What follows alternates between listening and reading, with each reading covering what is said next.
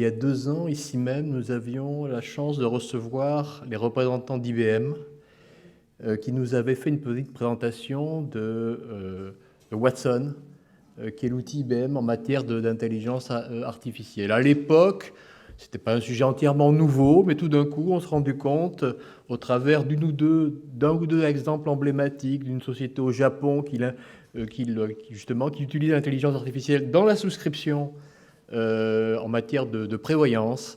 Puis à l'époque, il y avait en France la signature d'un contrat entre une grande banque et puis Watson et IBM dans le domaine de la relation client.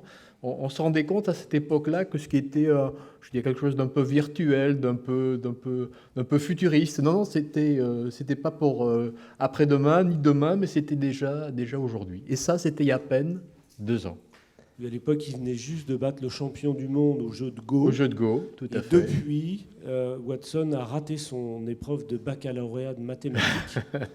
Parce que, alors je plaisante pas pour le coup, parce que donc le logiciel, indépendamment de toute la qualité et de la sophistication du système, il ne faudrait pas le réduire, mais finalement a eu à lire un énoncé en français courant et à réfléchir sur, on va le dire peut-être dans des langages plus ou moins mathématiques, sur des données non structurées, c'est-à-dire il a dû interpréter des formules mathématiques, des mots, des phrases, une question posée pour trouver la réponse. Ce qui peut paraître simple pour nous dans l'apprentissage du langage ou dans l'exercice du langage au niveau le plus simple, mais qui est extrêmement difficile pour une machine. Et ça s'est terminé avec un 7 sur 20, donc insuffisant pour passer dans la classe supérieure. Voilà. Il y a d'autres exemples qui sont un peu plus convaincants quand même.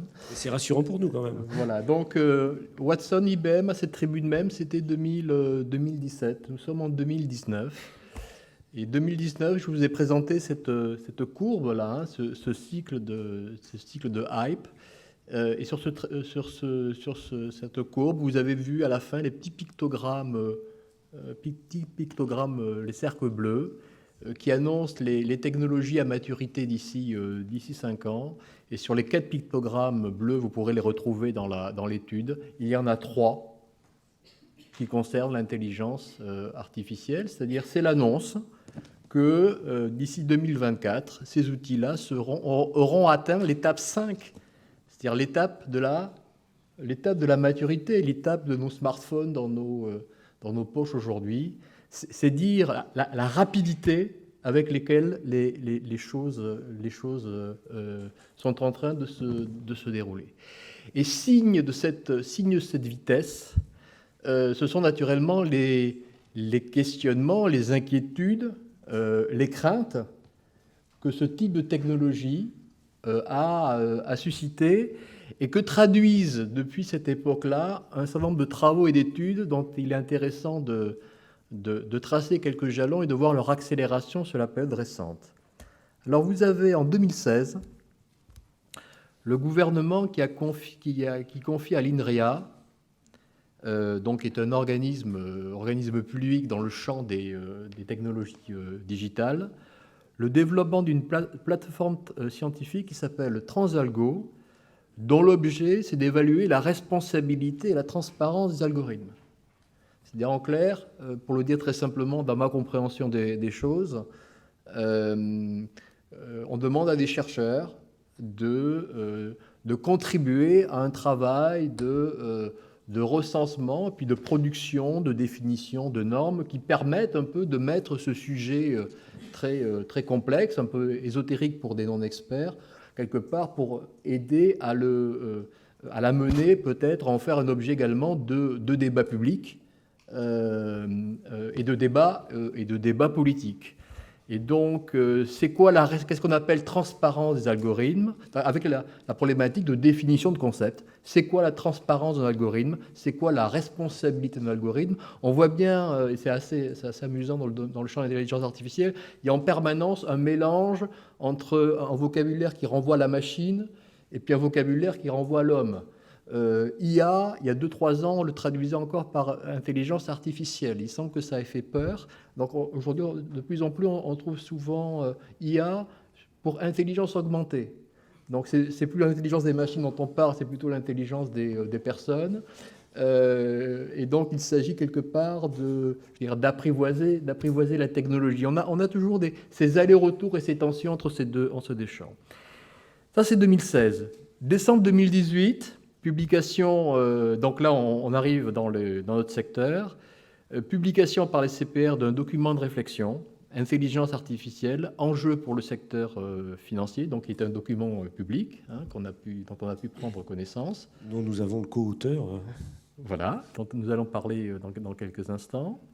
Janvier-février 2019, sur la base de cette étude, vous lancez une consultation de place, dont vous nous direz peut-être quelques mots, où vous demandez aux entreprises, mais peut-être au-delà des entreprises, parce que j'ai eu l'impression que je pouvais moi-même...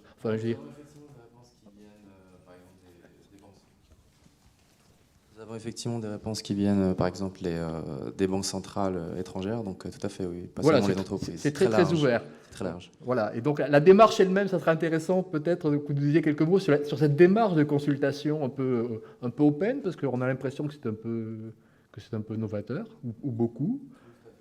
Voilà, mais voilà, on est un peu curieux d'en savoir plus à ce sujet, puis d'avoir un peu les retours aussi, si vous pouvez nous en parler de ces éléments-là. Janvier-février, avril 2019, donc vous voyez, ça s'accélère. La Commission européenne qui publie un document sur ce sujet et qui pose 7 principes pour une éthique de l'intelligence artificielle.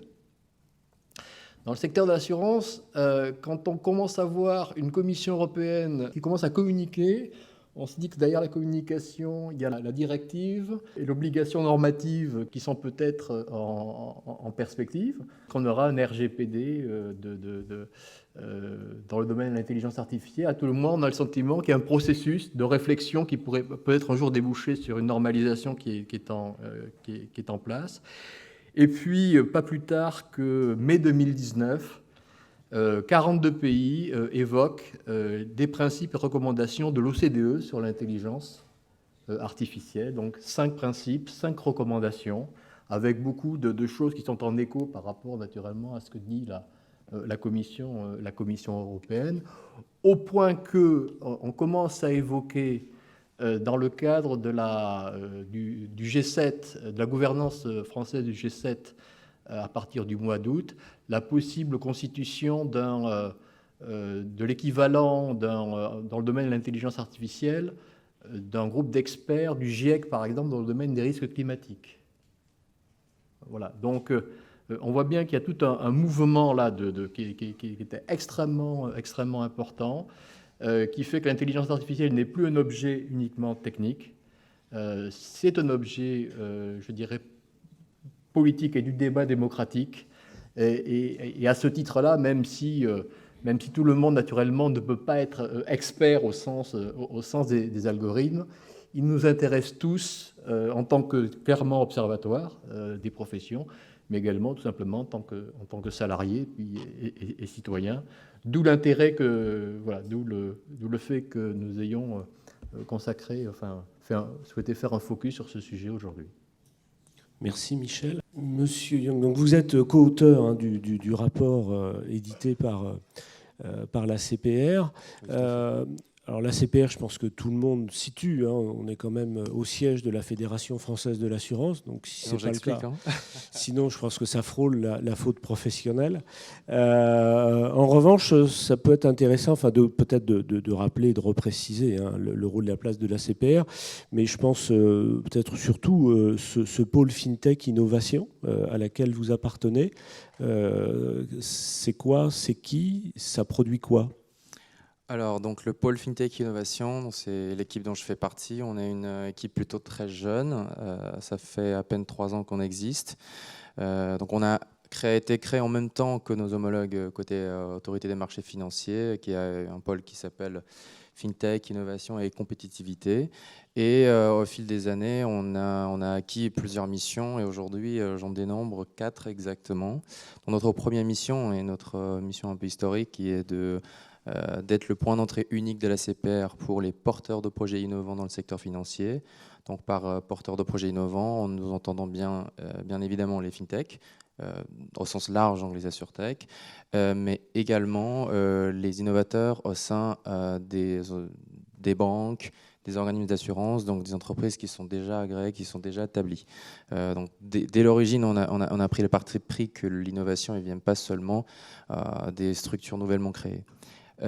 Nous avons également une deuxième mission qui est celle d'observatoire pour la CPR des nouvelles technologies, des nouveaux business models, des phénomènes émergents de manière générale du secteur financier. Et donc pour ce faire, nous menons des études, dont le rapport sur l'intelligence artificielle. Nous menons des groupes de travail pour porter, par exemple, des propositions de changements réglementaires auprès du Trésor. Et on pilote notamment tous ces travaux-là à travers une instance qui s'appelle le Forum FinTech, qu'on copilote avec l'autorité des marchés financiers, dans lequel sont présents les acteurs financiers un peu traditionnels, également la FFA, FBF, et des autorités publiques, dont l'AMF, la CNIL, l'ANSSI et le Trésor. Nous avons une troisième mission, qui est celle de représenter la CPR dans les groupes de travail européens et internationaux. Voilà, je ne vais pas rentrer dans les détails, mais toutes les structures comme EIOPA, le BA, etc., disposent aujourd'hui des équipes dédiées aux technologies financières. Et plus récemment, nous avons acquis une quatrième mission, qui est la mission Subtech, en d'autres termes, une mission de moderniser les façons, nos façons de superviser. Et en guise de première action, nous sommes en train de mener une campagne d'appel à intrapreneuriat au sein de la CPR. On a reçu pas mal d'ailleurs d'agents motivés. Et le thème qu'on a choisi pour cette première édition, c'est l'intelligence artificielle, l'analyse des données, justement. Donc j'évoque rapidement pour dire que voilà, le sujet de l'IA est un sujet important pour nous, tant parce qu'elle est beaucoup utilisée, enfin en tout cas beaucoup pensée pour être utilisée dans les projets en développement par le secteur financier, mais également usagée par nous pour améliorer nos façons de contrôler. Merci. Alors, ça va peut-être vous paraître un peu simpliste comme question, mais on est loin d'être des experts sur le sujet, y compris les personnes qui pourront visualiser cette conférence par la suite, quand les chaleurs seront un peu moins fortes. Si on commence déjà par poser un peu les termes du débat, qu'est-ce qu'on entend par intelligence artificielle ? Ça recouvre quoi ? Peut-être un peu plus précisément, de quoi parle-t-on, éventuellement avec quelques exemples, pour qu'on comprenne bien ce que l'on met derrière les termes intelligence artificielle. Michel rappelait d'ailleurs que de plus en plus, on entend parler d'intelligence augmentée, ce qui est plutôt rassurant parce qu'autant intelligence artificielle, on a le sentiment d'un outil qui est intelligent par lui-même, en cherchant à imiter l'homme, alors que lorsque l'on parle plutôt d'intelligence augmentée, finalement c'est l'humain dont l'intelligence est augmentée, dont les capacités d'intelligence ou de réflexion, de capacité à traiter le complexe peuvent être augmentées par l'apport d'une machine, par un moyen intermédiaire. Alors, on va certainement rentrer dans les détails tout à l'heure, mais c'est vrai qu'aujourd'hui, dans pas mal de situations, il y a nécessairement de l'humain, parce qu'il y a des exigences réglementaires qui amènent à ce qu'il y ait un humain qui intervienne dans le processus. Mais plus généralement, la question de comment définir l'IA est une question qui mérite effectivement d'être posée en début de séance, mais j'ai encore assisté à aucun débat d'experts où on arrive à se mettre d'accord sur la définition. Donc, et pourtant, la définition, il y en a bien une qui est la définition qui a été donnée dans les années 50 lors d'un rassemblement sur la pelouse de l'université de Dartmouth où on voyait côtoyer les futurs ténors du domaine de recherche intelligence artificielle, comme Shannon, comme Minkowski. Et ils avaient dit cette phrase précisément. Et ils qualifiaient l'intelligence artificielle comme une sorte de croyance ou la capacité d'apprentissage de l'humain, voire toute autre capacité intellectuelle, intellectuelle de l'homme peut être décrite de façon si précise qu'une machine pouvait limiter. Donc c'était une définition très large. Il suffit de contribuer vers cette voie-là et tout peut être qualifié d'intelligence artificielle. Une régression linéaire peut être qualifiée de l'intelligence artificielle, les processus des robotiques, process automation également. Donc, je pense que ce qui se passe, c'est que le choix du terme, d'ailleurs, c'était assez marrant parce qu'à l'origine, ils avaient envisagé une autre expression pour désigner ce domaine de recherche. Ils avaient envisagé la logique circulatoire. Je pense que s'ils avaient employé ce terme-là au lieu de l'intelligence artificielle, il y aurait eu peut-être moins de fantasmes type Terminator. Mais tout ça pour dire que au fil des ans, en fait, la définition a pas mal évolué et il y a des choses qu'on n'appelait pas intelligence artificielle qu'on appelle aujourd'hui l'intelligence artificielle. En tout cas, dans le rapport qu'on a écrit, on a volontairement décidé de dire que, eh bien, pour ce qui nous concerne, pour être qualifié d'intelligence artificielle, il faut avoir à minima des capacités d'apprentissage. Donc, en l'occurrence, des algorithmes qui contiennent au moins une partie d'apprentissage statistique. Voilà, donc... C'est-à-dire, si j'ai bien compris, parce que je suis loin d'être un scientifique dans ces domaines-là, c'est la capacité à repérer finalement des proximités, des corrélations, et de considérer que sur un ensemble de variables très, très vaste, à un moment donné, il y a des proximités qui apparaissent, que la machine est en capacité d'apparaître, et à partir de là, si c'est arrivé une fois, avec telle probabilité de survenance, il y a de fortes chances pour que ça réapparaisse une autre fois. Oui, tout à fait. Donc, je vais le reformuler. Effectivement, c'est de repérer des corrélations dans les données sans que nécessairement des règles ont été décrites au préalable. Voilà. Et alors, il y a l'autre partie finalement du sujet de la table ronde. Tout le monde connaît le mot éthique. Mais quelle définition est-ce qu'on peut en avoir? Parce que derrière le terme éthique, est-ce qu'on parle de morale, de valeur, de croyance, de culture? Il y a plein de choses que l'on peut mettre derrière. Dans le cadre de la réflexion, de la note de réflexion que vous avez publiée, lorsque vous parlez ou vous considérez de l'éthique, qu'est-ce que vous mettez derrière ce terme? Alors, sans rentrer dans un débat philosophique. Alors, j'allais dire, pour être tout à fait transparent, on a voulu faire ce travail-là. On est allé chercher les racines grecques, latines de l'éthique, le lien avec la justice, etc. Mais je crois qu'on va rester tout simplement au niveau réglementaire. Pas nécessairement réglementaire financier, mais typiquement, l'éthique pour nous, c'est à regarder au cas par cas. Il y a des processus qui... typiquement utilisent plus de données personnelles que d'autres, qui utilisent plus de données que d'autres, et un algorithme qui est utilisé pour assister les commerciaux pour déterminer quel est le produit d'assurance le plus adapté, et un algorithme qui essaie de détecter des fraudes documentaires, etc., n'ont pas nécessairement la même degré d'exigence rattachée. Et lorsqu'on regarde, par exemple, le sujet qu'on a plus regardé, c'est le sujet de discrimination, par exemple. Il y a des critères qui sont inscrits dans la loi française, 17 de mémoire, qui sont des critères explicites en disant que ces variables ne peuvent pas être utilisées pour discriminer les gens. Concrètement, une variable homme-femme dans la tarification auto, par exemple, ou autre. Tout à fait, par exemple. Et en fait, c'est un sujet...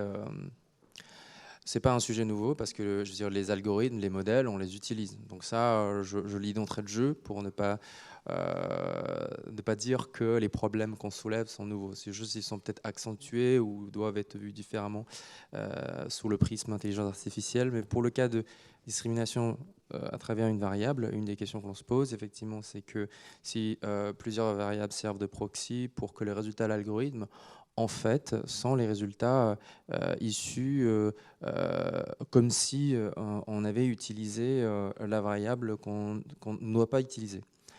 Et en fait, il y a deux difficultés. Une, c'est de détecter que c'était en effet le cas. Imaginons qu'effectivement, qu'on décide de calculer premium. Enfin, on essaie de tester si le premium sur une produit d'assurance automobile est en fonction de la population hommes et femmes et qu'on regarde la moyenne et on remarquera qu'il y a une différentielle. Est-ce que ça veut dire que le modèle est biaisé? En réalité, pas vraiment, parce que l'algorithme n'est pas censé détecter des causalités dans les données, mais plutôt des corrélations. Donc l'interprétation, elle n'est pas facile. Et ensuite, est-ce qu'on a le droit de s'assurer que ce premium soit identique en moyenne dans les deux populations, sachant qu'on a les outils mathématiques pour les faire. Il suffit de remplacer l'espace de probabilité par une probabilité conditionnelle en disant que voilà, si on le conditionne en fonction des deux populations, il faut que j'impose au fait que le prix soit identique en moyenne dans les deux populations. Mais en fait, ça n'a pas de sens d'un point de vue échantillonnage des différents assureurs, et ça n'a pas de sens je dirais, physique, au sens réalité tout court. En fait. Oui, d'autant plus que même, alors on n'est pas rentré dans le détail de ce que l'on met, des critères qui permettent de dire qu'un algorithme répond aux attentes non discriminantes, mais pour autant, enfin, un premier sujet qui ressort, c'est qu'un algorithme dit éthique peut faire l'objet d'utilisations qui le seraient moins. Par exemple sur des technologies de reconnaissance d'images type OCR ou autre. Ça peut servir à allumer son portable, à ouvrir sa voiture sans être obligé d'utiliser une clé ou une carte. Ça peut être aussi utilisé pour faire du flicage, pour surveiller si telle ou telle personne passe bien dans les clous, respecte le feu rouge et le feu vert. Et puis derrière, ça peut conditionner aussi, à des échelles plus ou moins grandes, des utilisations que selon l'univers dans lequel on se retrouve, on va considérer comme acceptable ou non acceptable, autorisée ou interdite par la loi. Alors tout ça est très relatif, bien évidemment, mais on voit bien que l'algorithme peut d'un côté être éthique selon certaines valeurs, dans un contexte, et ne plus l'être dans un autre contexte d'utilisation. Oui, vous avez tout à fait raison. En fait, donc je reprends. En fait, c'est un point que j'ai évoqué très rapidement, de dire que c'est important pour nous. Alors, il y a trois choses qu'on regarde, qu'on aimerait regarder de près aujourd'hui. C'est effectivement l'éthique, la gouvernance et l'explicabilité. On peut rapprocher un peu l'éthique et l'explicabilité, ça se reproche dans certains cas.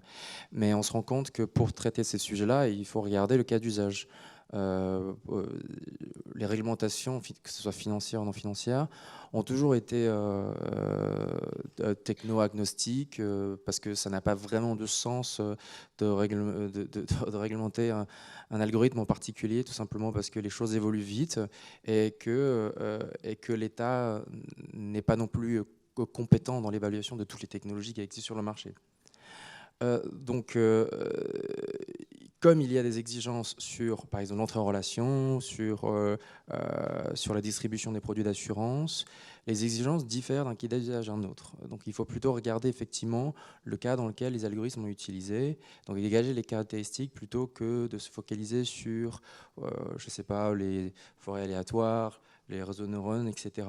Je vais donner un exemple, c'est les algorithmes éventuellement qui pourraient assister les contrôleurs d'identité pour détecter les fraudes documentaires typiquement, n'ont pas nécessairement les mêmes exigences en matière d'explicabilité que la vente de produits d'assurance, puisque vous connaissez tous la directive sur la distribution d'assurance, qu'il y a un besoin de s'assurer que le client comprenne bien le produit qu'il achète, que le produit soit vendu dans les meilleurs intérêts du client, etc.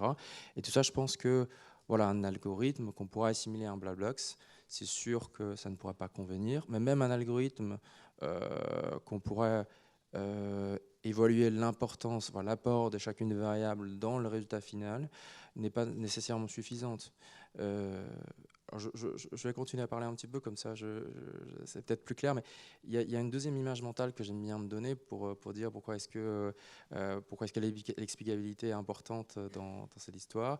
C'est-à-dire, par exemple, si vous avez, admettons, un algorithme de détection d'anomalies pour vous assister dans la détection de fraude et que vous avez effectivement déterminé une anomalie. Alors, donc, votre algorithme, qu'est-ce qu'il a détecté ? Il a détecté une anomalie. Et cette anomalie, n'est qu'un cas de fraude si et seulement si votre expert arrive à nous donner une explication. Sinon, reste au stade d'anomalie ou de bruit. Voilà. Donc c'est pour ça que c'est très très important.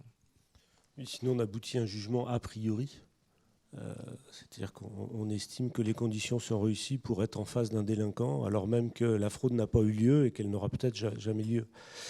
Ça veut dire que, si je vous suis dans votre raisonnement, ça veut dire que, il y a une difficulté à comprendre finalement la logique même de l'algorithme en lui-même, parce qu'à un moment donné, étant auto-apprenant,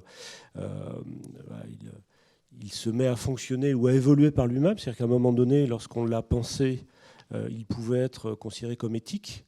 Mais comme il est auto-apprenant et que de l'évolution, de l'analyse de l'évolution du monde, il a lui-même évolué dans ses critères de sélection, on aboutit au final à un mode de fonctionnement qui ne le serait plus. Est-ce que ça intègre aussi cette dimension-là ? Alors, je vais le dire comme ça, c'est que le problème éthique est vraiment lié à l'utilisation de l'algorithme qu'avec l'algorithme lui-même. D'ailleurs, la personne qui interprète le résultat fait un tout avec l'algorithme. L'algorithme n'est pas censé porter un jugement de valeur en particulier. Par exemple, un problème qu'on peut observer dans d'autres secteurs, dans le secteur juridique par exemple, c'est que des fois, le juge il a des a priori sur les résultats de récidives qui sont retournés par des algorithmes, notamment dans les instances juridiques américaines. Et puis, ils suivent davantage les conclusions de l'algorithme qui représentent effectivement une réalité qui soit plutôt défavorable à une population afro-américaine que le reste de la population. Donc, est-ce que dire que l'algorithme est peu éthique alors qu'elle représente la réalité qu'il n'est pas on peut, oui, effectivement, mais c'est surtout l'interprétation qui est faite derrière qui est importante dans mon sens. Oui, parce qu'une des difficultés, c'est qu'on peut juger éventuellement de l'éthique d'un algorithme par rapport au résultat qu'il produit. Et si finalement le résultat qu'il produit reste conforme aux règles éthiques que on s'est fixées pour soi, on peut dire qu'il est, il est validé. Pour autant, il peut être aussi le reflet d'une certaine réalité qui peut être à la fois partielle et partiale. Donc c'est là où on peut avoir un décalage. Et dans le même temps, par rapport à ce que vous disiez, j'ai une petite phrase de Naussia Bougema qui me revient en tête, qui a dirigé le programme Transalgo il y a quelque temps, et qui disait finalement un algorithme, ce sont des opinions encapsulées dans un algorithme, enfin dans une formule mathématique. Et dans quelle mesure est-ce que finalement on n'intègre pas une part de ses propres références éthiques dans la construction d'un algorithme ? De la même manière, vous le disiez vous-même, qu'un juge ne peut pas juger sans a priori, alors même là pour le coup qu'un juge n'est pas là pour juger mais pour appliquer le droit. Alors, tout à fait. Donc je vais faire un travail de rigueur ici. Pour moi, la question d'éthique dans l'utilisation d'un algorithme, dans un cas précis, eh bien, ça encapsule au moins 3 acteurs. Donc ça encapsule le développeur qui va choisir le modèle. Donc en plus des algorithmes, les gens qui sont responsables de collecter les données, par exemple, et quelles données utiliser. Et enfin, l'expert qui est censé délivrer un résultat sur le cas d'usage en question avec l'aide de l'algorithme.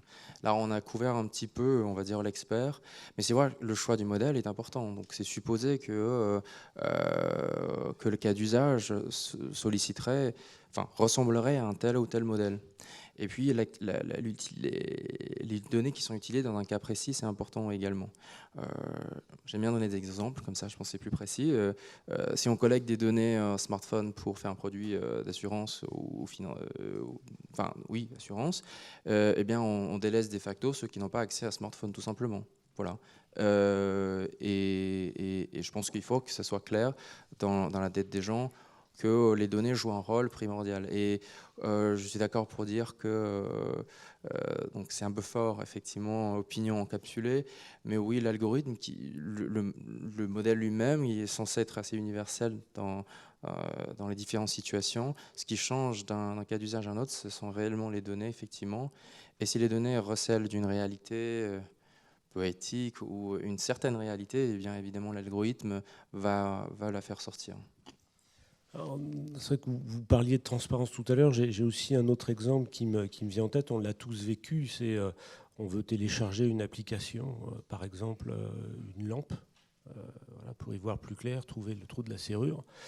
Et puis, dans les autorisations demandées, il faut pouvoir accéder aux photos, il faut pouvoir accéder au carnet d'adresse, à la boîte mail, etc. À un moment donné, on se dit, mais pour avoir une lampe, voilà, qu'en est-il ? Il y a le mot de loyauté également qui fait partie des critères éthiques dans le jugement qu'on peut porter aux algorithmes. Vous pouvez... Oui, en fait, c'est aussi un terme. En fait, ce qu'on remarque, une remarque un peu générale, c'est qu'il y a beaucoup de termes qu'on utilise sont interprétés différemment. Donc pour nous, la loyauté, c'est vraiment le fait de s'assurer que l'algorithme répond bien aux besoins initiaux au fil des ans. Parce qu'en vrai, pourquoi est-ce qu'on s'intéresse au sujet ? C'est que on se rend compte qu'avec un algorithme auto-apprenant, si on fournit les mêmes données aujourd'hui et que si on fournit les mêmes données dans 2 mois que les données aujourd'hui, on se retrouve probablement avec des résultats différents. Et d'un point de vue contrôle, ça pose effectivement pas de souci, mais un nouveau paradigme.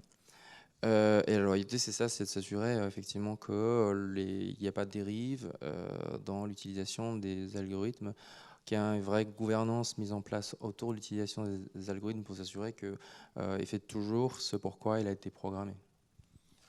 Il y a une autre, alors comme on n'est pas dans un univers stable et stabilisé, il y a une autre thématique qui ressort, qui est celle que finalement, au fur et à mesure où cet algorithme fonctionne et apprend des situations nouvelles, on a le sentiment qu'il évolue, ça c'est une certitude, mais est-ce que pour autant il a une certaine capacité à innover ou à créer ?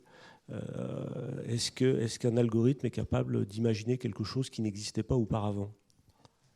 Alors, je me suis rendu compte qu'on a tout de suite commencé à parler des algorithmes alors que j'ai même pas évoqué l'une des conclusions de notre rapport, c'est qu'il y a encore très très peu d'utilisation de l'IA dans le secteur financier, que ce soit en banque et assurance. Donc, pour répondre à votre question... On fait de la prospective. Donc, c'est de la prospective à très très long terme. Donc, je ne sais pas, pour être honnête. Et aujourd'hui, je pense que les établissements sont en train de tester un peu des idées déjà pour voir comment ils peuvent utiliser ces outils disponibles pour améliorer leur métier, enfin l'exercice de leur métier. Là, ce que vous dites, ça ressemblerait à une intelligence artificielle qu'on qualifierait de forte, qui soit un peu universelle et capable de faire des choses pour lesquelles il n'a pas été programmé. Je pense qu'il y a, parmi les établissements qu'on a interrogés, aucun établissement qui y réfléchit, ni dans les faits, puis ni dans le fond, ni dans la forme. Je pense que c'est peu envisageable compte tenu des facteurs humains qu'il faut tenir compte pour le développement de ces outils, tout comme les facteurs technologiques, je pense. Ça vient peut-être aussi du choix de définition qui avait été donné à l'origine, ce que vous avez rappelé tout à l'heure, et qui conduisent peut-être Luc Julia, un des co-inventeurs de Siri chez Apple, de publier un livre intitulé « L'intelligence artificielle n'existe pas » et de démontrer qu'en fait, voilà, c'est un processus mathématique, ou une construction d'algorithme, mais qui n'a rien à voir avec le processus humain de l'intelligence. Et dans le même temps, je fais aussi le parallèle avec une question que posait Alan Turing, donc qui fait référence pour faire la part des choses entre l'humain et le non-humain, qui posait la question, une machine est-elle capable de penser ? C'est aussi ça qu'on peut avoir en arrière-pensée, en filigrane. Vous avez, on l'a évoqué tout à l'heure, et puis vous-même venez un peu d'en parler, dans le cadre de la consultation de place que vous les avez lancée, on était très dans la prospective, là, au travers des questions que je vous posais. Où est-ce qu'on en est, peut-être un peu plus précisément aujourd'hui, si vous avez déjà quelques éléments? Alors déjà, en avant-première, normalement, on va la publier dans la semaine qui vient. Enfin, j'espère demain, mais non, la semaine qui vient. Moi, j'ai quelques éléments. On a reçu 36 réponses, 5-6 réponses qui viennent de l'étranger. Donc, on a des réponses d'un trésor, d'un pays étranger, et quelques banques centrales et quelques associations internationales professionnelles. Alors, pour être tout à fait franc, il n'y a pas énormément de substance concrète, c'est-à-dire que les réponses n'apportent pas forcément d'exemples et évidemment sont là pour défendre des positions un peu spécifiques. Ce dont on peut tirer, c'est que il y a un réel besoin de coordonner un petit peu les différentes initiatives autour de l'IA. Donc, on avait cité plein, mais j'en ai d'autres en tête. Dans mon groupe de travail IOPA, on a publié au mois de mai un papier qui est intitulé Big Data Thematic Review, donc qui parle un petit peu de tous ces thèmes-là, des méthodes d'analyse de Big Data et d'IA appliquées au secteur d'assurance automobile et santé. J'ai en tête d'autres papiers. Rien qu'en Europe, il y a le BaFin et le luxembourgeois qui ont publié des travaux, et les Anglais et les Pays-Bas qui sont sur le point de publier le leur, la FME, etc. etc. Bon, tout ça pour dire que et ça, on est d'accord, il y a un besoin vraiment de coordonner toutes ces initiatives.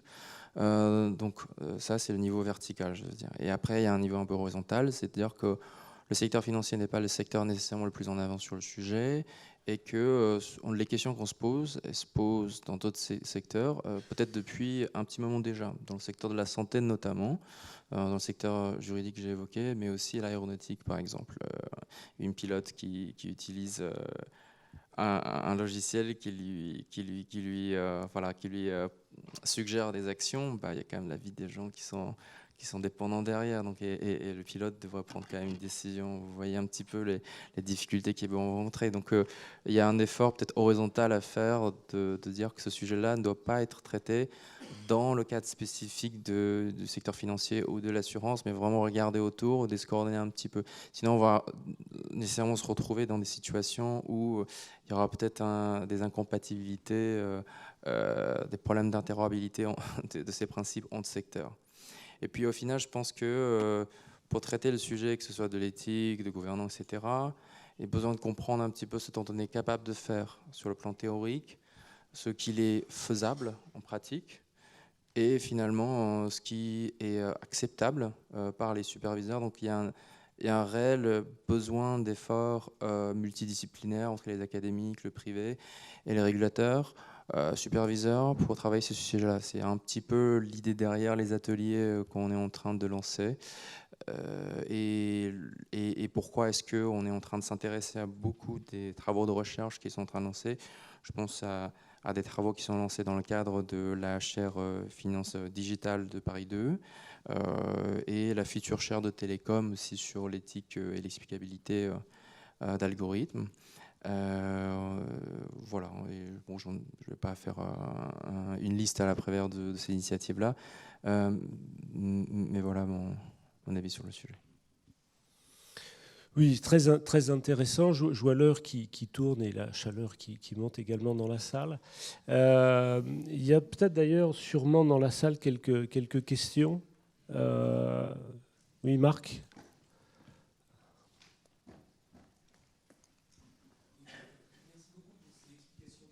Et sur le fonctionnement des algorithmes avec l'éthique qui peut y être intégrée. Mais pour redonner un autre lustre finalement à cette interview, pourrait-on déjà reprendre les recommandations qui ont été faites tant par la CPR que l'OCDE et voir quels sont les impacts, ou pourraient être les impacts dans le monde, dans le secteur financier et particulièrement dans le secteur de l'assurance, de ces recommandations et de leur intégration dans finalement vos algorithmes et vos chaînes de contrôle que vous mettez en place finalement sur le développement de l'intelligence augmentée ou de l'intelligence artificielle dans notre monde assurantiel.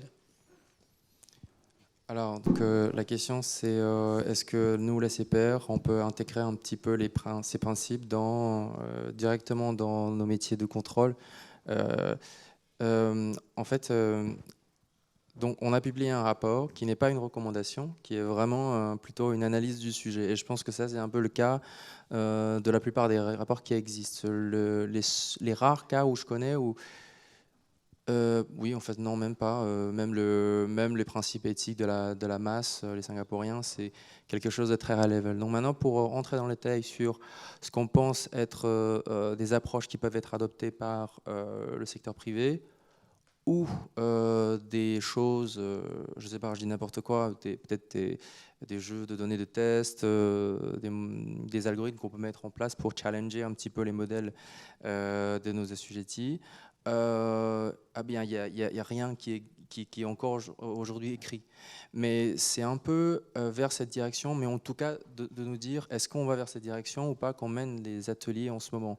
Donc pour expliquer peut-être un petit peu ces fameux ateliers, je ne vais pas du tout expliquer ce que c'est qu'on est en train de lancer 3 ateliers sur la LCBFT, les modélisations des risques et la protection des consommateurs. C'est des ateliers de 3 mois où on travaille avec un établissement financier, avec des experts métiers de notre part et des data scientists de la Banque de France. Puis en face, les mêmes personnes en conformité, data scientists, project managers, enfin tous ceux qui vont utiliser cet algorithme-là ou qui les conçoivent pour vraiment discuter un petit peu d'un cas d'usage en particulier, pour comprendre éventuellement quels sont les référentiels réglementaires qui peuvent avoir un impact. Qu'est-ce que ça change dans mon métier quotidien, l'audit, les traces d'audit que je suis en train de mettre en place? Est-ce que ça vous suffit, CPR, etc. Est-ce que vous voulez plutôt autre chose? Ça nous permet également d'avoir accès au code source. Donc, dans l'atelier de la LCBFT, on nous a mis à disposition un PC sans connexion Internet, avec les données et les algorithmes dessus. On y a accès dans une salle sans fenêtre, on y a accès pendant 2 semaines. Mais on a vraiment regardé un petit peu pourquoi le choix de l'algorithme, les variables, comment ils ont été traitées, est-ce que ça reflète bien ce que c'est dit, est-ce que ça correspond bien à la réalité, ça répond bien aux exigences derrière. Et dans le cas de l'LCBFT, bon, c'était un cas d'usage où c'est plutôt une obligation de résultat, donc la question de gouvernance était très importante, mais la question peut-être, on va dire éthique, et un peu plutôt d'explicabilité à terme moindre. Mais on s'attend à ce que le rapport soit inversé, ou tout du moins la partie explicabilité soit plus importante dans les cas d'usage de protection des consommateurs, typiquement. Mais est-ce que nous, on va adopter des changements dans notre approche de supervision? Moi, je serais surpris si ce n'était pas le cas. Mais il faut dire, encore une fois, que tous les projets candidats sont des projets en R&D, sans budget précis, sans calendrier précis. Tout ça pour dire qu'il y a quand même une certaine degré de maturité à atteindre avant même de parler de la mise en prod. Donc je ne m'attends pas à ce qu'il soit en production avant un petit moment. Donc, voilà. Alors, précision, merci. Précision donc, sur la clé USB qui vous sera remise, puisque vous avez tenu jusqu'à la fin de cette présentation. Ben, il faut bien quand même voilà, une récompense. Donc vous aurez bien évidemment le baromètre, vous aurez tous les éléments de cette présentation, et vous aurez également le rapport que Soo-Young et Olivier Clinch, que la SCPR a produit, qui est extrêmement intéressant et très pédagogique. Franchement, c'est écrit de manière très lisible, très abordable, pour faire le tour du sujet. Franchement, c'est vraiment un document d'acculturation très intéressant et très utile. Merci. Bon, on a voulu faire ça accessible parce que vous avez aussi le rapport de Baffin, mais qui a 350 pages. Et il est, voilà. Donc celui-là est voilà, plus abordable. Et il est également en ligne dès maintenant sur le site internet. Est-ce qu'il y a une autre question de la salle? Non, vous avez soif. Écoutez, on va remercier donc Je t'en prie. Monsieur Yang. Merci.